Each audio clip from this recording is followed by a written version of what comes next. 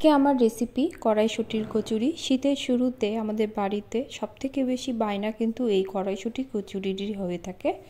অতিথি আপ্যায়নের মেনুতেও কিন্তু এই কড়াইশুঁটির কচুরি রাখা যেতে পারে।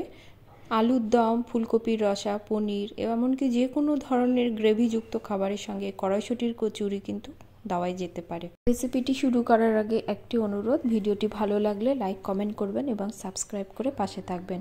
কড়াইশুঁটি কচুরি করার জন্য এখানে আমি 250 গ্রাম কড়াইশুঁটি নিয়েছি। কড়াইশুঁটিগুলো ভালো করে বেছে নেব। এবার আমি ভাপিয়ে নেব। ভাপানোর সময় কিন্তু আমি নুন যোগ করব না।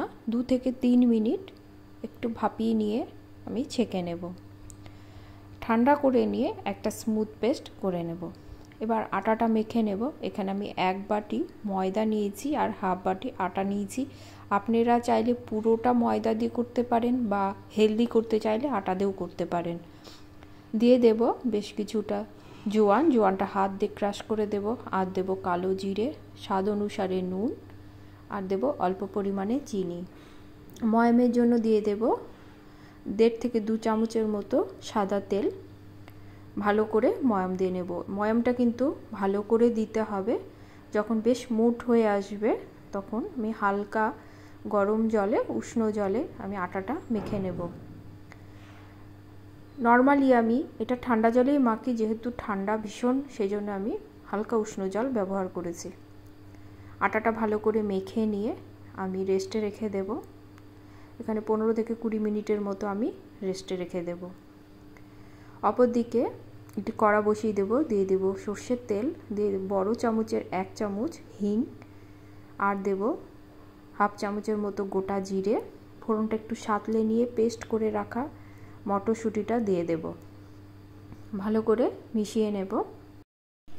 দিয়ে দেব কালারের জন্য অল্প পরিমাণে হলুদ। ঝালের জন্য দিয়ে দেব ঝাল লঙ্কার গুঁড়ো। এখানে আপনারা কাঁচা লঙ্কাও ব্যবহার করতে পারেন, আমি কিন্তু ঝাল লঙ্কার গুঁড়োই দেব। আর দেব স্বাদ অনুসারে নুন, অল্প চিনি। এখানে আমি হাফ চামচেরও কম দিয়েছি চিনি, এতে টেস্টটা কিন্তু খুব ভালো আসে। দিয়ে দেব কালো জিরে, আর দেব জোয়ানটাও আমি হাতে ক্রাশ করে দেব। তেলে ভাজা বা রুটি পরোটা খেলে যাদের গ্যাস হয়, জোয়ানটা ব্যবহার করলে গ্যাসটা কিন্তু হবে না। দিয়ে দেব হাফ চামচেরও কম জিরে গুঁড়ো আর ধনে গুঁড়ো। আমি এখানে 250 গ্রাম মাপের মটরশুঁটির মাপটা আমি বলছি, আপনাদের মাপ অনুসারে মশলাগুলো কম বেশি করে নেবেন। ভালো করে মশলার সঙ্গে আমি মটরশুঁটিটা কষিয়ে নেব। যখন কড়া থেকে বেশ ছেড়ে আসবে তখন এটা নামিয়ে আমি ঠান্ডা করে নেব। ছোট ছোট বলের আকারে গড়ে নেব। এবার আটাটা দেখে নেব। আটাটা দেখুন দারুণ সেট হয়ে গেছে আমার। এবার ছোট ছোট লেচি আকারে গড়ে নেব।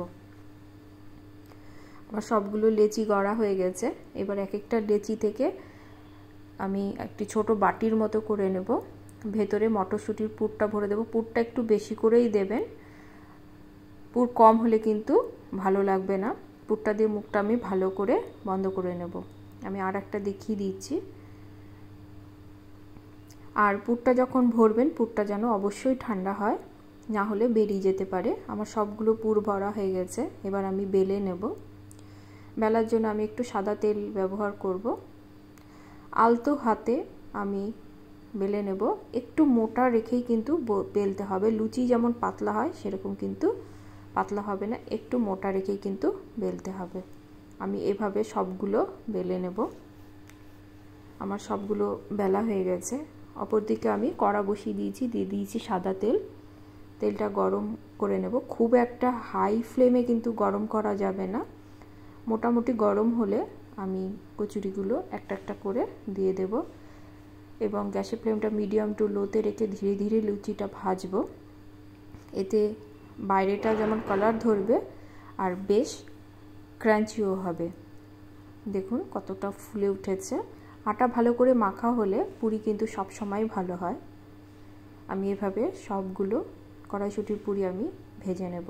আজ তাহলে এ পর্যন্তই। দেখা হবে পরে কোনো রেসিপি নিয়ে। সকলে ভালো থাকবেন। ধন্যবাদ।